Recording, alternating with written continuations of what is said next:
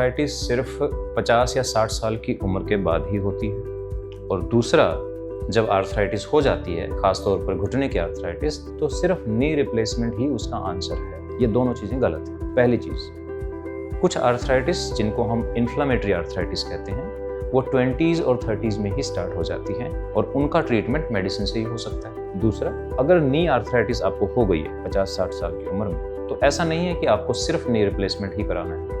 नहीं, अगर आप स्टेज 1 या स्टेज 2 पर आ जाते हैं तो आजकल एक नई टेक्नोलॉजी आई है जिसको कहते हैं मेनिस्कल रिप्लेसमेंट प्रोसीजर। मेनिस्कस क्या होता है? This is the cartilage between the two bones in the knee joint. जैसे जैसे वो कार्टिलेज खराब होता जाता है, आपकी आर्थराइटिस शुरू हो जाती है। तो हमें सिर्फ उसी कार्टिलेज को रिप्लेस करना है, क्योंकि नी के अंदर और भी बड़ी इंपॉर्टेंट स्ट्रक्चर होती हैं। लिगामेंट्स, खासतौर पर एसीएल लिगामेंट होता है।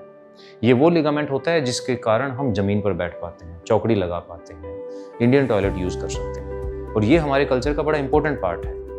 तो अगर हम नी रिप्लेसमेंट कराएंगे तो हम ये चीज़ें नहीं कर पाएंगे। तो इसलिए दोस्तों, स्टेज 1 और स्टेज 2 पर ही आप अपने ऑर्थोपेडिक सर्जन से कॉन्टैक्ट करें and go for cartilage replacement, that is meniscal replacement procedure. Don't go for knee replacement.